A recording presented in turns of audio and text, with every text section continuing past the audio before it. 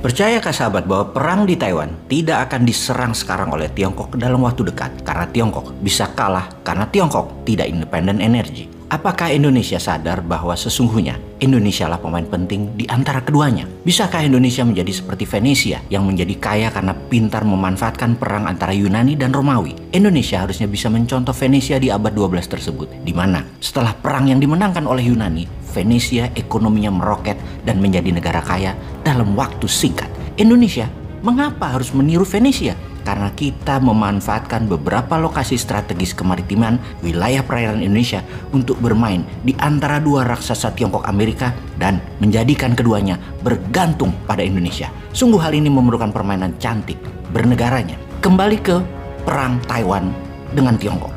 Bagaimana cara Tiongkok berstrategi dalam perang energi yang akan dilancarkan oleh Amerika tersebut? Dan apa strategi Amerika di dalam mencekik energi Tiongkok? Kita semua tahu bahwa 80% kebutuhan energi di Tiongkok adalah import dari luar Tiongkok. Import minyak jumlahnya per hari adalah 11,8 juta barel. Yang ini semua adalah kebutuhan BBM di masa damai, bukan kebutuhan BBM di masa perang, yang bisa meningkat 50% per harinya kebutuhan tersebut. Perang sesungguhnya bagi Tiongkok terakhir kalinya yaitu ketika terlibat di Perang Vietnam di tahun 1979. Di mana kalau perang Taiwan terjadi sekarang ini merupakan bukti yang valid akan kekuatan militer Tiongkok.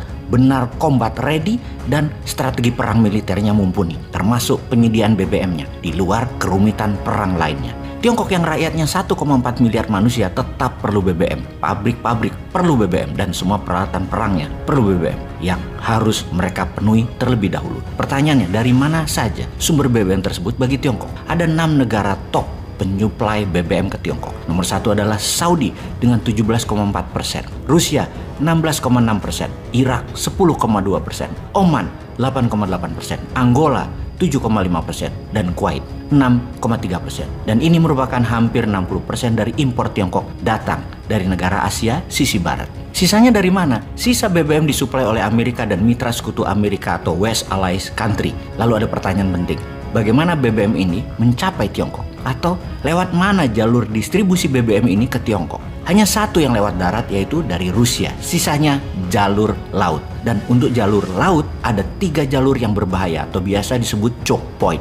Yang kalau kita jelaskan dengan peta, maka pertama posisi choke point adalah di Selat Hormuz yang berlokasi di antara Laut Persia dan Laut Oman. Ada 21 juta barel setiap hari lewat Selat Hormuz. Choke point kedua adalah Selat Malaka yang memisahkan Indonesia, Pulau Sumatera dengan Malaysia, yang merupakan rute tercepat ke Tiongkok dari Asia Barat yang dilewati 80% kapal tanker seaborne oil menuju Tiongkok. Cekik saja salah satu di antara kedua wilayah tersebut, Tiongkok pasti tekuk lutut. Bahkan pemimpin Tiongkok sebelum Xi Jinping, Hu Jintao, mengistilahkan Malaka Dilema. Dan choke point ketiga adalah Selat Singapura. Selat tersebut hanya 19 km lebarnya yang menyambungkan dengan Selat Malaka yang kemudian baru masuk ke Laut Natuna Utara wilayah Indonesia lagi. Baru bisa bebas ke Laut Cina Selatan. Sekedar mengingat, Indonesia punya 2 wilayah air yang dilewati BBM impor Tiongkok, yaitu Selat Malaka dan Laut Natuna. Kembali ke choke point Selat Singapura. Pastinya Tiongkok tidak mengendalikan semua wilayah tersebut. Jadi siapa yang mengendalikan? Yaitu Angkatan Laut Amerika atau US Navy. Ada 2 armada yang menjadi security wilayah tersebut. Pertama adalah US Fifth Fleet atau armada kelima dan US Seventh Fleet atau armada ketujuh. Wilayah armada kelima mulai dari terusan Suez, Laut Merah, Teluk Oman, Samudra Hindia, dan ada 10.000 tentara berada di pangkalan militer Saudi Arabia dan Kuwait tersebut. Dan jika dibandingkan dengan Tiongkok, mereka tidak punya pangkalan military base di wilayah armada kelima tersebut. Yang terdekat adalah pangkalan militer Tiongkok di Djibouti. Armada ketujuh lebih menguasai sisi timur Selat Malaka sampai Hawaii dan San Diego, berpusat di Pulau Okinawa, Jepang. Jadi patroli laut untuk impor BBM ke Tiongkok harus melalui 2 armada yang keduanya mengendalikan dan berpatroli bertemu di Selat Malaka. Bisa dibayangkan, ketika armada ketujuh melakukan cekikan di choke point Selat Hormuz dan Selat Malaka, Tiongkok tidak punya 70% BBM untuk bahan bakar perang dan mematikan energi di Tiongkok. Kalau kita menengok sejarah sekarang, Inggris di Perang Dunia Pertama memblok Austria, Hungaria, dan Jerman yang membuat Austria, Hungaria, Jerman kalah Perang Dunia Pertama. Juga di awal Perang Dunia Kedua, U-boat Jerman memblok dan menyerang kapal tanker BBM pihak sekutu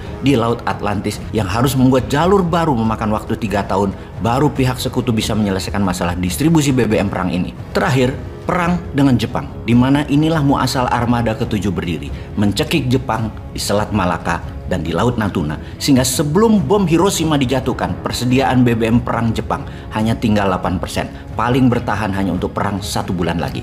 Jadi strategi perang dengan mencekik lawan, dengan energi, pernah dan banyak dilakukan sebelumnya dan sangat sukses, termasuk apa yang Rusia lakukan saat ini kepada NATO dan Eropa Barat. Dengan strategi ini, maka Tiongkok adalah calon negara yang kalau berani perang akan dicekik energinya. Jadi, apa strategi Tiongkok yang harus Tiongkok lakukan segera? Adakah cara untuk memutus blokade di choke point tersebut? Perang langsung dengan Amerika di choke point.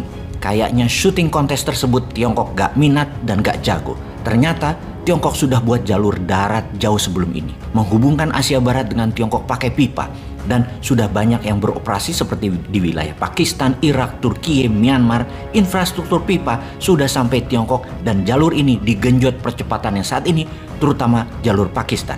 Tetapi kita tahu, tidak mudah memindahkan jalur pemenuhan kebutuhan 70% energi tersebut ke jalur baru. Bahkan memindahkan semua. Dari Rusia pun hanya bisa memenuhi setengahnya dan itu pun memakan waktu 5 tahunan lagi, baru selesai. Ada strategi ketiga, di mana Tiongkok cuek aja, tetap serang Taiwan karena cadangan energi mereka sudah cukup sampai 9 bulan kebutuhan Tiongkok. Dan serang Taiwan dengan cepat selesai dalam 3 bulan, yang kalau Amerika melakukan cekikan, bukan Tiongkok saja yang lapar, tapi dunia ikut lapar dan ekonomi dunia bisa melambat berputar atau bahkan berhenti sama sekali karena kebutuhan manufaktur dunia, kebutuhan ekonomi dunia, Tiongkok menguasai 60%-nya. Beranikah Xi Jinping melakukan hal itu? Indonesia, bagaimana jadinya kalau skenario itu terjadi?